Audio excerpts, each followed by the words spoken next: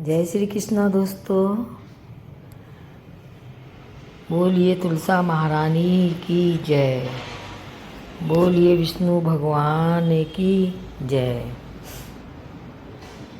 आज मैं आपको तुलसी विष्णु भगवान की कार्तिक महात्म का 10वें अध्याय के बारे में जानकारी देने जा रही हूँ। कार्तिक मास महात्म कथा अध्याय 10। राजा पृथु बोले, हे मुनि श्रेष्ठ, हे ऋषि श्रेष्ठ नारद जी, आपको मेरा प्रणाम है। कृपा अब यह बताने की कृपा कीजिए कि जब भगवान शंकर ने अपने मस्तक के तेज को क्षीर सागर में डाला तो उस समय क्या हुआ।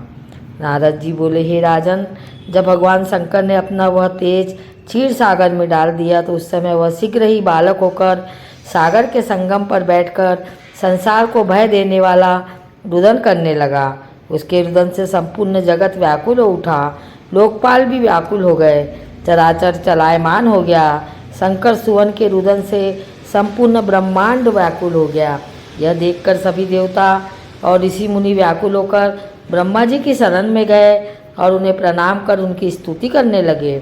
उन सभी ने ब्रह्मा जी से कहा, हे पितामह, यह तीन बहुत ही विकट परिस्थिति उत्पन्न हो गई है। यह महायोगी इसको नष्ट कीजिए। देवताओं के मुख से इस प्रकार सुनकर ब्रह्मा जी सतलोक से उतरकर उस बालक को देखने के लिए सागर तट पे आए।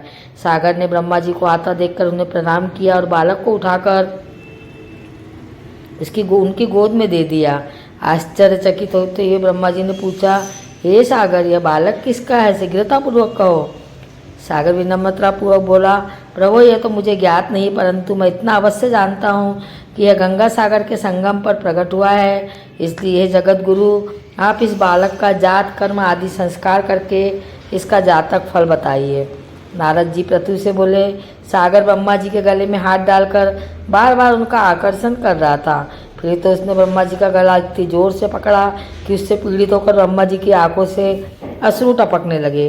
ब्रह्मा जी ने अपने दोनों हाथों का जोर लगाकर किसी प्रकार सागर से अपना गला छुड़वाया और सागर से कहा, हे सागर सुनो, मैं तुम्हारे इस पुत्र का जातक फल कहता हूँ। मेरे नेत्रों से जो है जल निकला, इस कारण इसका नाम जलंधर होगा।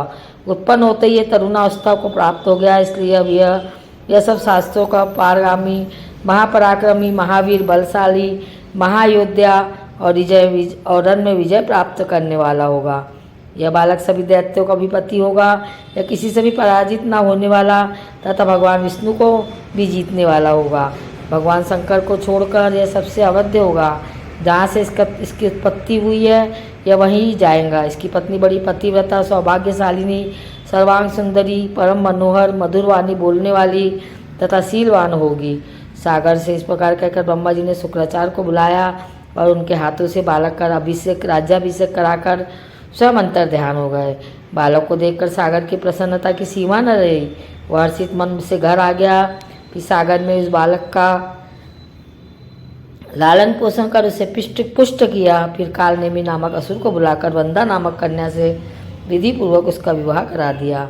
इस विवाह में बहुत बड़ा उत्सव हुआ। श्री शुक्राचार्य जी के प्रभाव से पत्नी सहित जलंधर दैत्यों का राजा हो गया। अगर आपको मेरी ये कथाएं पसंद आ रही है तो कृपया शेयर, लाइक और कमेंट ज़रूर करें और अपने किसी भी तरह के सुझाव अथवा विचारों को हमारे साथ अवश्य शेयर करें। जय श्री कृष्णा भक्तों, जय श्री श्याम। बोलिए विष्णु भगवान की जय।